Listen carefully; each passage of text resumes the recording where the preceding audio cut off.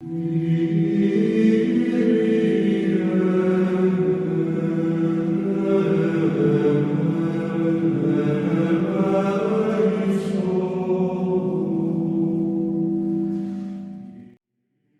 estamos celebrando hoje, já o segundo domingo da Páscoa, no contexto do Domingo da Misericórdia, que nós ouvimos a música, e continuando essa caminhada que nós iniciamos na Quaresma e Semana Santa, até Pentecostes. Por isso eu queria pedir a vocês, como a homilia ela faz parte da liturgia da palavra, então ela não está desconectada, é uma responsabilidade muito grande sempre, Diácono? A gente fala isso para os nossos alunos lá, no seminário, sempre que o padre toma o microfone, depois do evangelho, para dizer uma palavra, porque aquela palavra, em teoria, não deveria ser do padre. Então, para que não seja minha e seja de Deus, vamos invocar o Espírito Santo. Amém? Vinde, Espírito Santo.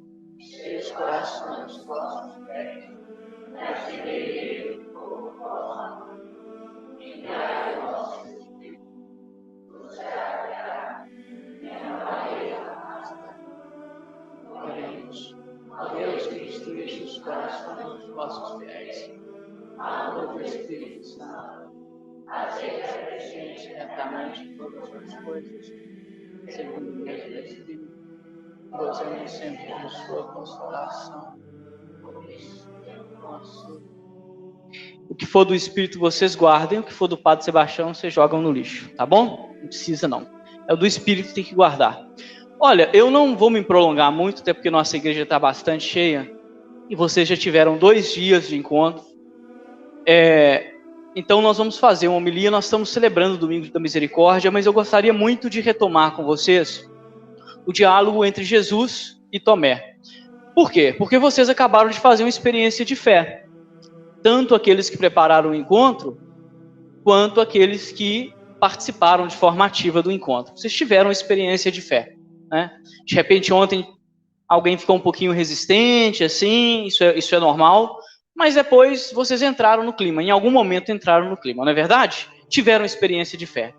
E hoje o Evangelho está falando dessa experiência de fé, e eu acho que é importante, é oportuno falar disso, apesar de nós estarmos vivendo o Domingo da Misericórdia, porque vocês estão vindo de uma experiência de fé importante. Às vezes, quando eu converso com as pessoas por aí, algumas delas dizem assim: nossa, Padre Sebastião, deve ter sido fácil para Pedro, Porque Pedro viu Jesus, Pescou com ele, Deve ter sido fácil para João, para Tiago. E aí eu falo assim, fácil acreditar, Porque eles estiveram com Jesus, Jesus, vamos falar assim, encarnado, Aí eu falo assim, vocês nunca leram o Evangelho de João? Nunca prestaram atenção neste episódio entre Jesus e Tomé? Não foi fácil para eles. A crise de fé é algo próprio, de todo ser humano. Todo ser humano tem crise de fé. Hoje o que o Evangelho apresenta para nós é uma crise de fé. Não é isso? 10 pessoas falaram para Tomé: o Senhor esteve aqui. O que ele disse? Se eu não ver, eu não vou acreditar. É importante, então. As pessoas falam: mas se Jesus nascesse hoje, talvez acreditaríamos mais. A gente lembra, olha, quem matou Jesus foi gente de igreja, viu? Foi gente do templo, gente muito boa, frequentava o templo todo dia. Talvez nós o mataríamos por nossa falta de fé. Talvez nós o matemos por nossa falta de fé. Pilatos lavou a mão para dizer: eu não quero nem saber, eu não tenho culpa da morte deste homem. E aí, os religiosos, que o sangue dele caia sobre nós e nossos filhos. Quem matou Jesus foi gente de igreja, Claro que é um anacronismo, porque a gente não fala de igreja no tempo do judaísmo, mas dá para entender, Então não foi fácil para eles, não é fácil para nós, mas Tomé nos deixa vamos falar assim, uma lição nesse diálogo com Jesus, ou Jesus nos deixa uma lição nesse diálogo com Tomé muito interessante. E mais do que a lição, esse puxão de orelha que Jesus dá a Tomé é um consolo para nós. Um consolo porque Jesus diz assim, depois que Tomé faz essa proclamação de fé: meu Senhor e meu Deus. Vamos repetir? Meu Senhor. Aí Jesus fala: é fácil, você me viu? Muito fácil. Você me viu? Qual mérito você tem em falar meu Senhor e meu Deus, se você está me vendo? Bem-aventurados e felizes são aqueles, Tomé, que não estão me vendo e mesmo assim, nós. Por isso que é um consolo. Nenhum de nós tivemos a graça de viver, né, vamos falar assim, com o Senhor na sua figura humana aqui na terra. E nós seguimos, a trancos e barrancos, mas nós seguimos a nossa fé. Por isso que essa palavra de Tomé é um consolo. Mas além disso, vamos falar assim, esse espécie de puxão de orelha que Jesus dá em Tomé também serve para outra coisa.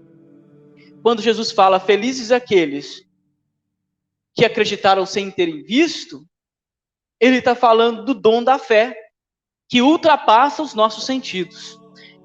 Tem um hino antigo, né? Na verdade, eu descobri depois pesquisando que este hino é de mais ou menos 596 depois de Cristo. E aí Santo Tomás fez uma retomada dele, e a gente fala que é de Santo Tomás, mas tem que citar a fonte, tá? Não é dele não, ele só fez uma melhorada, né? Porque o Papa pediu. Que é o Pangelíngua. Nós cantamos este hino aqui.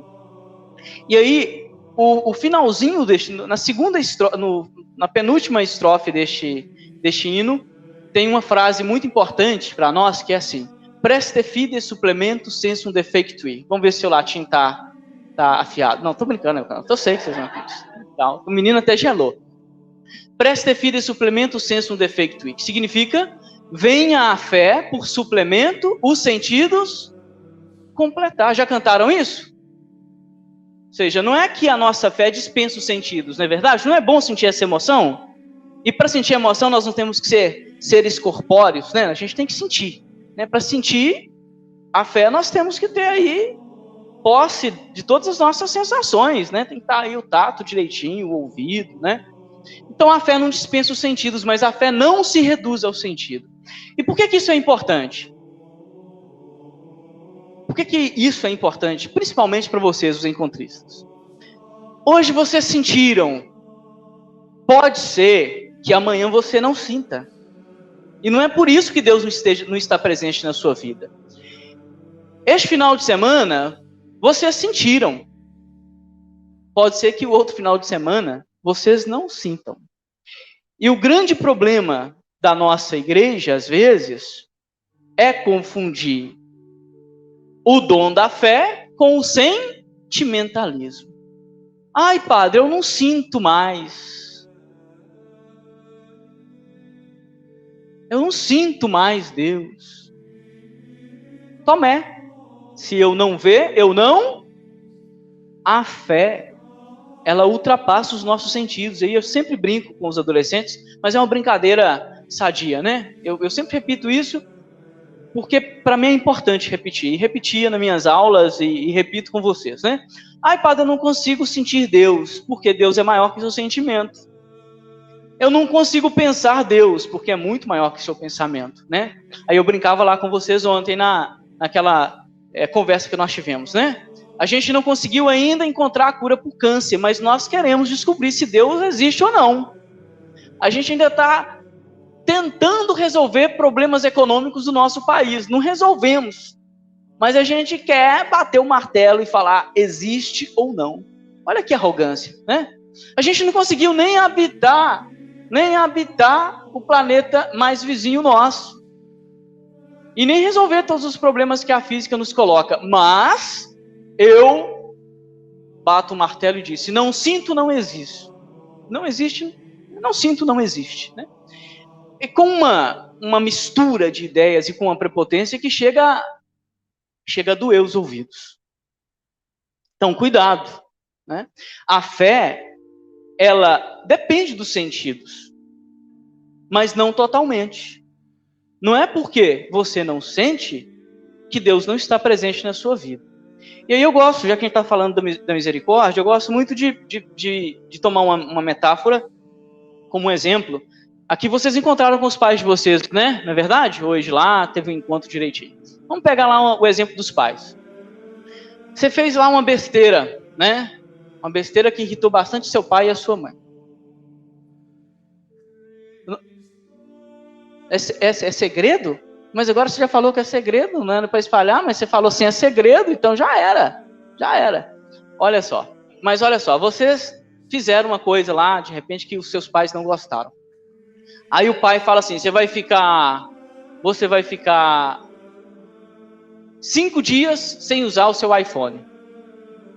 Aí você fala assim, por que, mãe? Aí ela fala assim, porque eu te amo. Dá para acreditar nisso?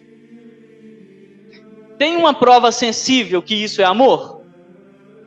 Mas os pais e quem é mais velho sabe que isso é uma forma de educar, que implicitamente está o amor. Gosto muito disso, porque isso eu acho que é o do mais concreto que nós temos. A fé, ela não depende totalmente de evidências, né? Aliás, eu nem diria totalmente, não depende de evidências. É por isso que é uma virtude infusa. O que é uma virtude infusa? Nós temos lá, né? A fé, esperança e caridade. Né? Por incrível que pareça, a fé verdadeira não depende de evidências. Pode ser que eu não sinta e que mesmo assim continue acreditando. Já ouviram falar de Santa Teresa d'Ávila? 30 anos sem sentir. Teresa d'Ávila, doutora da igreja. 30 anos sem sentir. Aí tem uma historinha, não sei se você conhece, Emerson, muito complicada da Teresa d'Ávila. Um dia ela estava lavando as panelas lá na Espanha, junto com uma noviça. Tinha acabado de entrar, Zé Luciana, essa noviça. E vocês sabem que no pátio dos conventos normalmente ficava um cemitério. Quem visitou alguma cidade antiga sabe disso. Olha Teresa d'Ávila, né, na sua